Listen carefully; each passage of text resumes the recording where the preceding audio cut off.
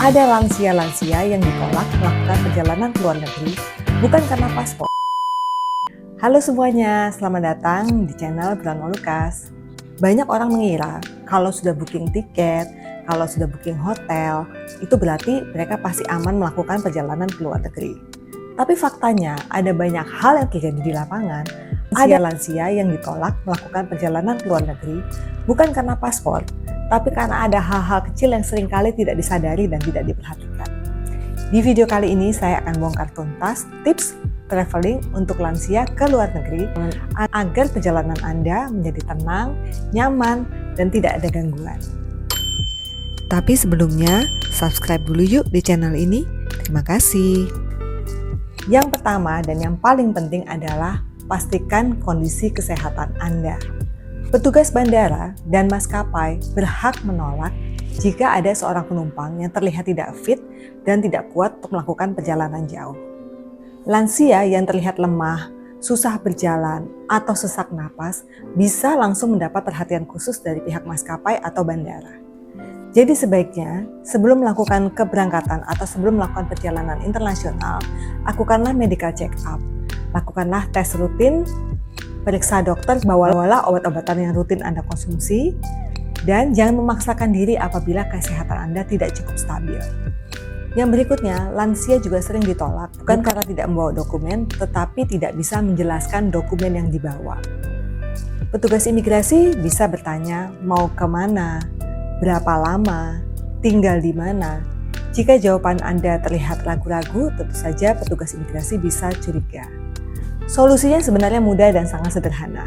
Selalu siapkan semua dokumen yang diperlukan dalam satu map sehingga tidak tercecer kemana-mana, dan berlatihlah untuk menjawab pertanyaan-pertanyaan imigrasi sehingga pada saat dilakukan pertanyaan di imigrasi Anda bisa menjawabnya dengan lancar.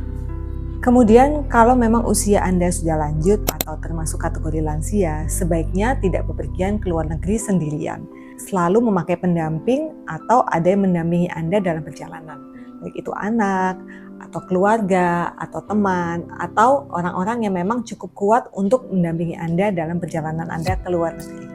Gunakanlah layanan khusus lansia yang tersedia di bandara dan di pesawat. Layanan ini ada dan memang diberikan untuk para lansia, tetapi sering tidak dimanfaatkan oleh para lansia dan mereka bahkan seringkali tidak tahu kalau ada layanan khusus untuk para lansia. Gunakanlah layanan spesial lansia ini sejak Anda check-in. Hal ini akan membuat petugas bandara dan petugas maskapai melihat bahwa perjalanan Anda sebagai perjalanan yang aman dan terkontrol karena berada dalam pantauan petugas. Yang berikutnya adalah jangan membawa obat sembarangan. Banyak juga kasus penolakan terjadi karena obat-obatan yang Anda bawa.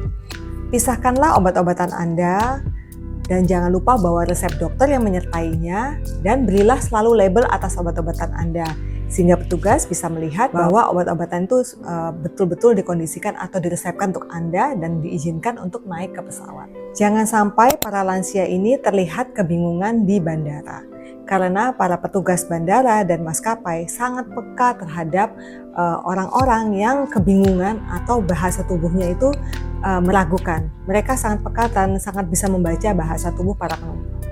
Datanglah selalu lebih awal, tetap tenang dan tidak perlu terburu-buru. Yang berikutnya adalah asuransi dan kontak darurat. Jika Anda bepergian dengan lansia, sebaiknya Anda memakai asuransi perjalanan dan juga selalu menyertakan atau selalu menyimpan kontak darurat dari anggota keluarga Anda. Hal ini akan memberikan rasa aman dan nyaman kepada para petugas bandara jika terjadi sesuatu, mereka tahu bahwa Anda sudah terjamin. Kesimpulannya adalah para lansia ini bisa dan boleh traveling ke luar negeri tanpa ada masalah yang berarti asal semuanya dipersiapkan dengan benar. Janganlah menunggu sampai terjadi masalah baru kemudian belajar. Semoga ini bermanfaat. Jangan lupa like, share, komen, dan subscribe. Bye-bye.